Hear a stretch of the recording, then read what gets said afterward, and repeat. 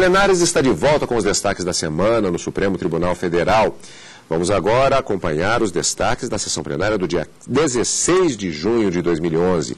Primeiro destaque, a extradição número 1196, governo da Espanha versus José María Levat Gadea. Relator ministro Dias Toffoli.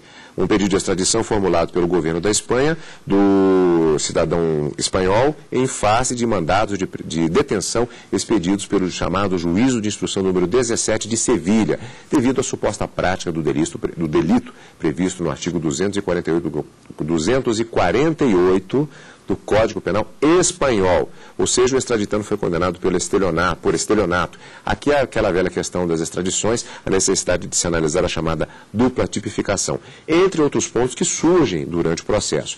No caso especificamente, por exemplo, posteriormente, a Espanha apresentou 7 pedidos de extensão. Mas isso é um mérito, a gente vai voltar nesse ponto daqui a pouquinho. Agora, Karina, antes do mérito, houve um pedido da defesa, salvo engano, inclusive apresentado na tribuna do plenário, a defesa alegando que o extraditando sofreria de sérias complicações psiquiátricas e solicitou uma diligência, ou seja, que ele fosse submetido a um exame mental. Isso foi objeto de debate no plenário, o ministro Dias Toffoli entendendo que não deveria haver a concessão desta diligência e outros ministros entendendo que sim, ela deveria ocorrer. Qual foi a polêmica? A polêmica maior era em relação ao tratamento igualitário entre estrangeiros e brasileiros. O ministro Marco Aurélio, que divergiu, foi o primeiro a divergir, ele apontava a seguinte situação: o processo de extradição deveria ser suspenso para a realização da perícia, apresentasse uma melhora em sendo confirmada a insanidade apresentada pela defesa, alegada pela defesa, apresentando melhoras na sua condição para o ministro Marco Aurélio, o processo deveria ser retomado. Nessa linha de pensamento, seguiram também ministros Luiz Fux e Aires Brito, mas essa não foi a corrente majoritária. Acompanhando o voto do ministro relator Dias Toffoli, o ministro Ricardo Lewandowski fundamentou, entendendo que essa realização de perícia ela tinha um efeito meramente procrastinatório, protelatório e não deveria ser deferida.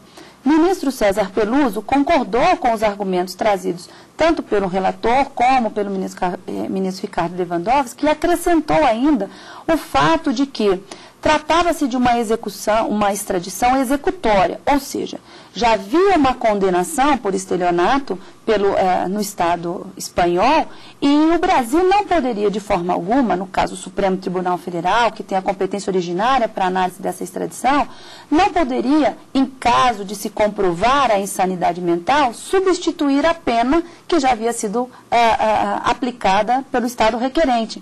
Então, de toda forma, ainda que houvesse uma perícia, o resultado dela, o Brasil estaria impedido de substituir essa pena. Então, esse era o fundamento apresentado pelo ministro-presidente César Peluso. E, por maioria, 4-3, acabaram, portanto, indeferindo o pedido da defesa no sentido de realização da perícia com relação à insanidade mental, prosseguindo-se, portanto, no julgamento da extradição. Vamos primeiro ao voto do relator ministro Dias Toffoli. A necessidade de exame mental do extraditando, eu digo que, analisando os documentos que instruem a nota verbal 123 de 2010, especificamente os relativos aos processos de execução, números tais, constata-se que o extraditando teve as suas penas atenuadas em razão de constatação de que a época dos fatos delituosos apresentava alterações psíquicas, folhas tais.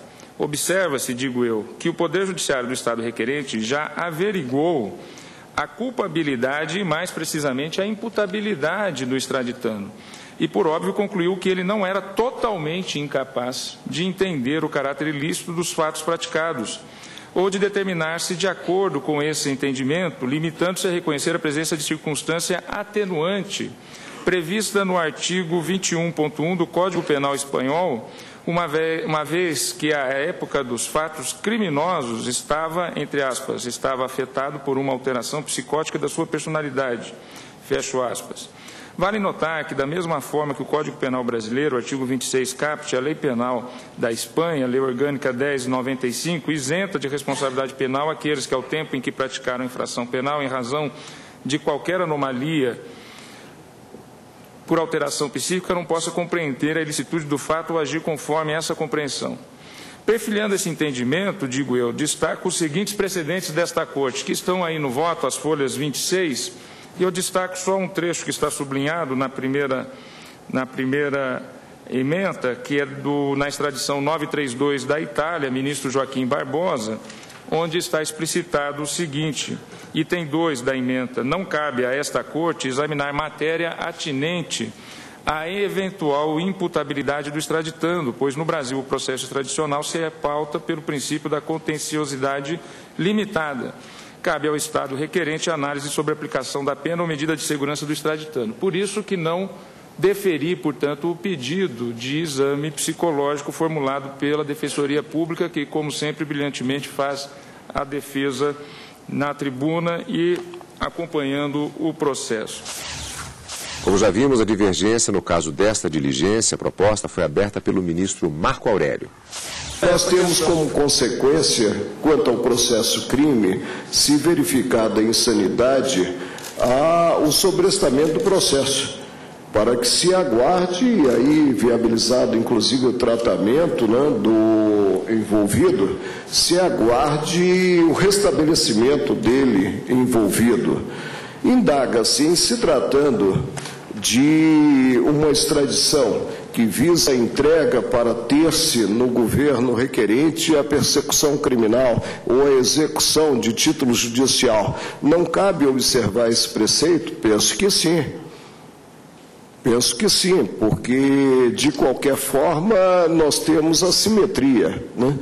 E se, em se tratando de processo crime no Brasil, havendo dúvida, há de se fazer o exame de sanidade mental, o mesmo deve ser observado no tocante a uma extradição.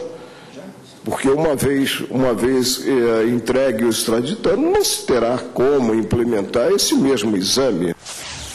Por 4-3, o pedido de diligência foi indeferido pelo Supremo. Karina, agora indo para o mérito. Como vimos antes, houve pedidos de extensão ao pedido original de extradição. Do que se tratou?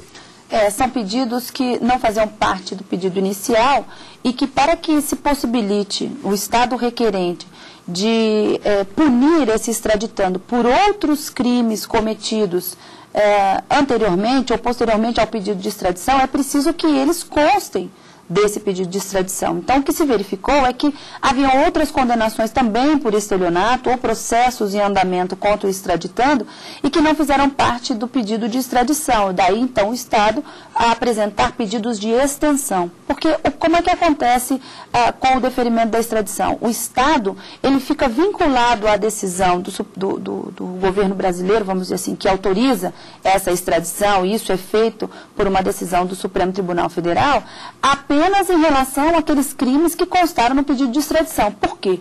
Porque são analisados aqueles pré-requisitos da dupla, como você disse, da dupla incriminação, se o crime não está prescrito tanto na legislação do país requerente como do Brasil, e aí não seria possível que ele fosse, no Estado requerente, condenado por outros crimes que não tivessem sido apreciados pelo Supremo Tribunal Federal aqui no Brasil. E como de fato aconteceu, alguns pedidos de extensão foram deferidos e outros não, justamente porque havia a prescrição da pretensão punitiva do Estado.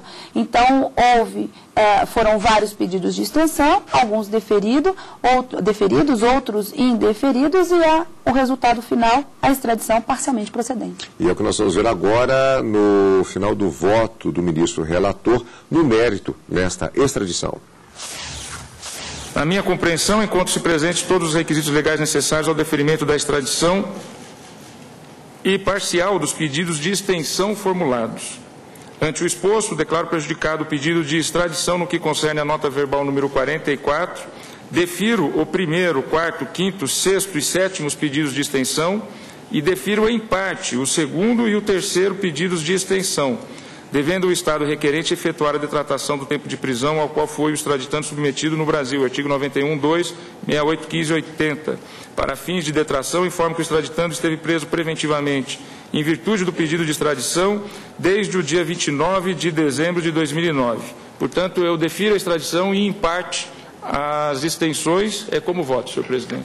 Lembrando que nós tivemos uma votação relativa a uma diligência que foi pedida anteriormente, e naquele caso, como vimos, houve uma decisão por maioria, no sentido de não conceder a diligência. E no mérito, como o voto do ministro Dias Toffoli foi acompanhado por unanimidade, concedida a extradição parcialmente, inclusive com relação a algumas das extensões que foram pedidas pelo governo da Espanha.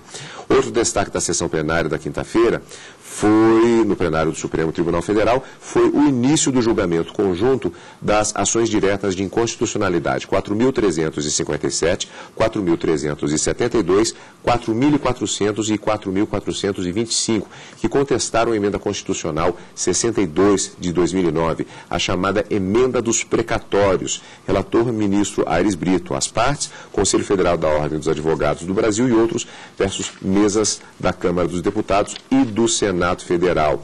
Karina, no caso nós tivemos a velha questão dos precatórios, que volta ao plenário do Supremo Tribunal Federal, portanto um julgamento importante, mas que ele apenas foi iniciado. Houve duas questões preliminares e, em função do quórum e do adiantado da hora, o ministro relator indicou o adiamento para continuação posteriormente, votação inclusive no mérito deste processo.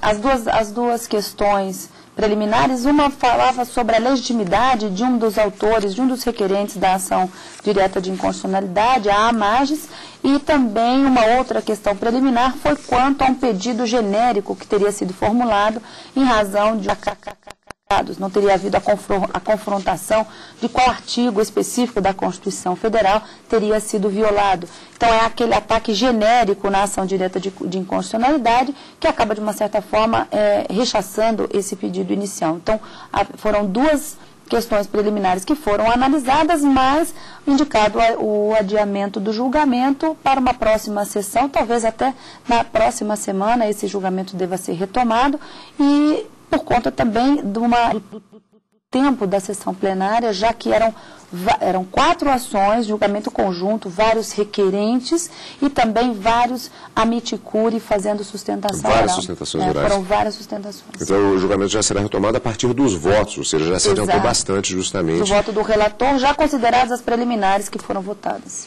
E você vai acompanhar esse julgamento em direto do plenário e, claro, também aqui no plenário, com os destaques das sessões plenárias do Supremo Tribunal Federal. E, Karina, então, portanto, nós vamos nos despedindo dos nossos amigos telespectadores com o encontro na próxima edição de Direto do Plenário e também na próxima edição de plenárias aqui na TV Justiça. Encontro marcado. E você, como sempre, obrigado pela audiência, obrigado por estar conosco, como sempre, e continue aqui na TV Justiça.